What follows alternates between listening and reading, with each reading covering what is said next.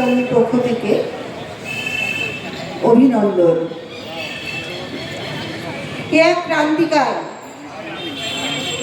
আমরা এমন সময় এসে উপস্থিত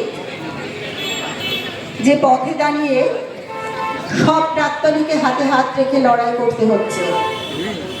শুধু প্রাক্তনী নয়, সাধারণ অসংখ্য মানুষ আমাদের সঙ্গে সামিল হয়েছে। সকলকে তাই অভিনন্দন।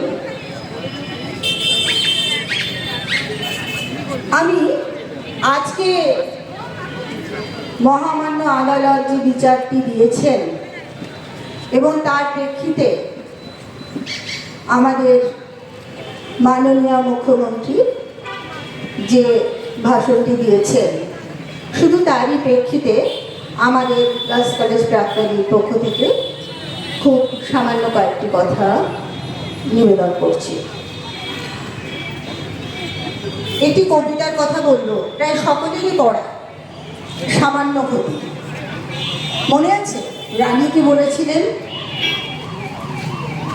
গেছে গুটি কত জীর্ণ কুটি, কতটুকু ক্ষতি হয়েছে প্রাণীর, কত ধন যায় রাজমহিষীর এক প্রহরের প্রমোদে। হ্যাঁ, কয়েকটি জীর্ণ কুটিরের সঙ্গে আজকে আমাদের এই তিলোত্তমা যেন একাকার হয়ে গেছে।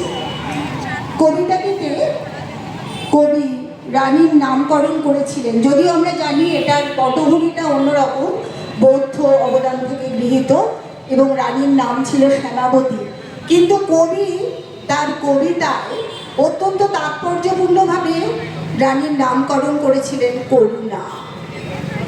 করুণা, দয়া, মায়া, মমতা, এই শব্দগুলো সমার্থক। সেখানে কবিতায় করুণার মধ্যে আমরা বিন্দুমাত্র মমতা দেখিনি। আজ আমাদের মমতাময়ীর মধ্যে বিন্দুমাত্র করুণার কণা নেই। এই করুণা, মমতা, এই শব্দগুলো আবার আশ্চর্যজনকভাবে স্ত্রীলিঙ্গবাচক শব্দ। আসলে নারীদেরই এই মায়া মমতার আধার বলে মনে করা হয়। আবার সেই নারী কিন্তু শক্তি রূপিণী রূপে প্রতিষ্ঠিত। মাননীয় আজকে বলেছেন সবাই উৎসবে ভিড়ুন। 1 মাস হয়ে গেছে, 1 মাস অতিক্রান্ত, সবাই উৎসবে ভিড়ুন। অনেক হলো। উৎসব কথাটির তাৎপর্য কি?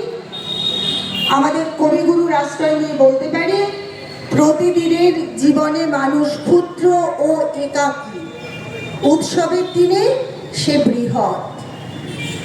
আমরা তো আজ বৃহতের মধ্যেই দাঁড়িয়েছি। এটাই আমাদের উৎসব। কিসের উৎসব?